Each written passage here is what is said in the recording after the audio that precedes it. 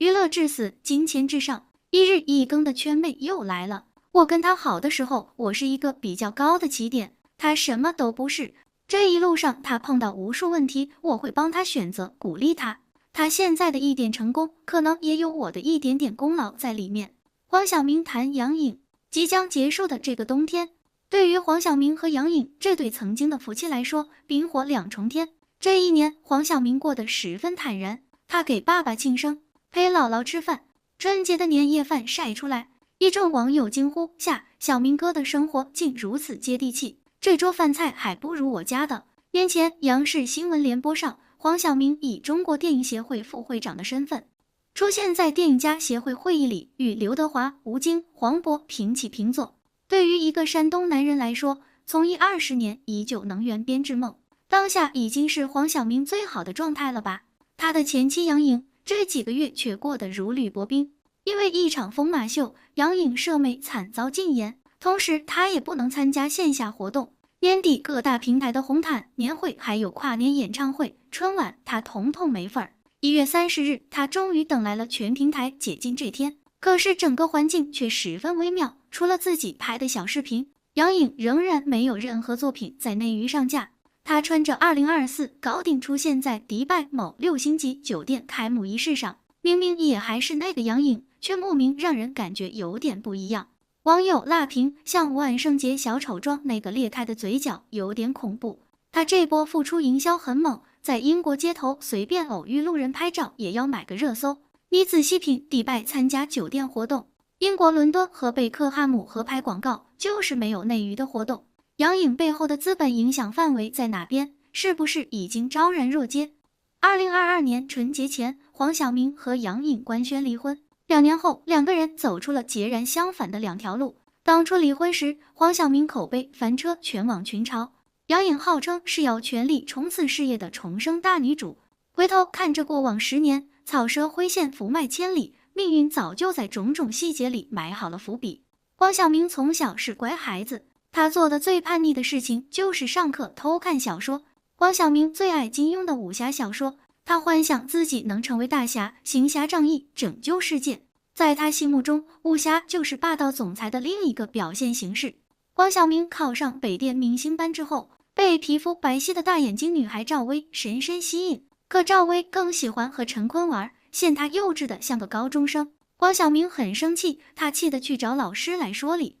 黄晓明的初恋是一个叫刘丽琪的女孩，也是青岛人，比黄晓明小2届。刘丽琪婚恋观传统，她是可以为家庭放弃事业的女人。黄晓明喜欢这种，他说我对女人好是属于比较强势的那种，如果女朋友喜欢玫瑰花，我就给她一下子买300朵。可是后来黄晓明还是和刘丽琪分了手，他送给刘丽琪的分手礼物是一套付了首付的房子。后来刘丽琪四处接戏还房贷，和刘丽琪分手后，黄晓明一步步越走越稳。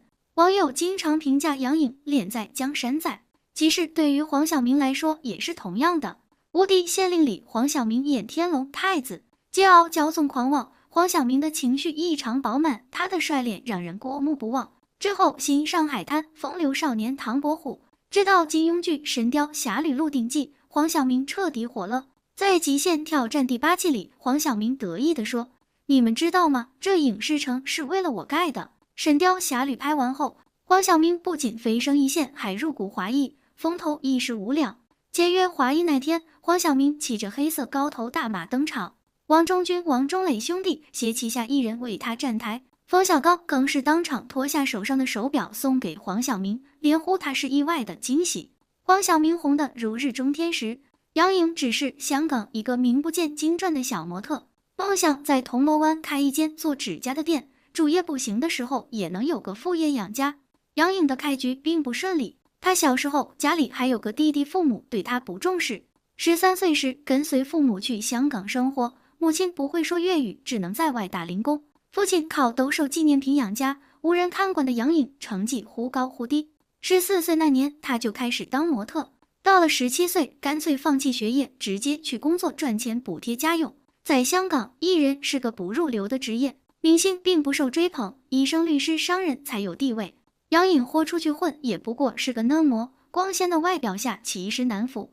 2009年，他认识了黄晓明。黄晓明觉得杨颖甚是可怜，在宣传风声时搭线将杨颖介绍给华裔老总们认识。当时黄晓明女友是李菲儿，杨颖男友是陈伟霆。那几年，黄晓明赶上了内地偶像崛起的好机会，同时又赶上娱乐圈资本运作的开端，名利双收。他非常膨胀，这种膨胀导致的就是负面舆论的爆炸。2010年，黄晓明和甄子丹合作《叶问2》，网上评论甄子丹负责叶问，黄晓明负责2。金庸老爷子对他也没有好印象。某个访问里，金庸说那个扮演杨过的男演员好像在玩一个浮夸的小青年，勾引他师傅，我不喜欢。和杨颖在一起后，黄晓明沉迷于霸道总裁的拯救戏份。他拍 MV 邀请杨颖当女主，还介绍杨颖参演电影，全程热恋。拍照是孤儿时，还把杨颖带去介绍给冯小刚和葛优。私底下，媒体拍到他在停车场熏杨颖，又拍到过黄晓明的父亲黑着脸在饭店教训未来儿媳。杨颖当时的姿态放得很低。黄晓明的生日，他带领10多个嫩模穿露骨的兔女郎水手装给他庆生。那几年，嘲讽黄晓明是网友的一大乐趣。最知名的段子莫过于黄晓明的身高到底是多少。拍泡沫之夏时，黄晓明和身高180的台湾省女模林佳琪对戏，工作人员全程忙着垫箱子的话语流出，黄晓明的身高梗一玩就是好几年。黄晓明彼时沉迷于霸道总裁，戏里他邪魅一笑有到爆表，戏外他延续霸总风格。杨颖喜欢吃哈根达斯，他买下了横店所有哈根达斯，还租了一个冰柜，要让 baby 吃个够。人们说杨颖配不上黄晓明，黄晓明却说她温柔单纯善良，在我面前就是一个小姑娘，小鸟依人那种。事实上，杨颖自己却不这么认为，她事业心重，野心勃勃。黄晓明说生孩子好辛苦，我都想帮她生。杨颖说但凡她年纪不那么大，我都不会那么早生。两个人吵架，黄晓明总是第一时间道歉，都是我的错。杨颖追问他你错哪里了，他根本答不上来。最大的问题出在经济上。几年前，黄晓明背靠的大树华谊兄弟经营出了问题，同时他被控作为幕后黑手操控股票，还因为税务问题被查。一时间，黄晓明陷入信任危机。在这个最需要身边人的时候，杨颖选择和他割席。当时正值女性主义萌芽期，官宣离婚的女星基本都吃到了时代红利，杨颖也以为自己会是其中一员。然而离婚后，黄晓明迅速瘦身，他放弃了做资本大佬的梦，重回娱乐圈，开启长达4年的去油之旅。他说网友的意见是一定要听的，苍蝇不叮无缝的，但就是自己没做好。因此我们看到了一个前辈听劝的前辈，大众的批评他照单全收，有则改之，无则加勉，在各种综艺里卖力的搞笑，努力的融入。去年10月，黄晓明参加志愿军雄兵出击路演，观众称赞他好帅，一点都不油。他笑着回答，不油就是对我最好的夸奖。47岁的人能维持现在的颜值和身材，的确不容易。杨颖呢，她演戏始终没有进步，综艺不断被新人取代，直到压垮骆驼的疯马秀。疯马秀后，杨颖团队非常努力的给她做数据。第一天，某平台账号就变成了金币，第二天就全球首穿 GGH 高定礼服出席活动。美图一套接一套的发，势必要营造一种影飞回宫、大仇得报的氛围。事实上，内娱能不能顺利回归，还要看蓝台今年的综艺会不会选他常驻。如果蓝台这份工都丢了，那么资源已经平平的杨颖，后续道路恐怕会更难。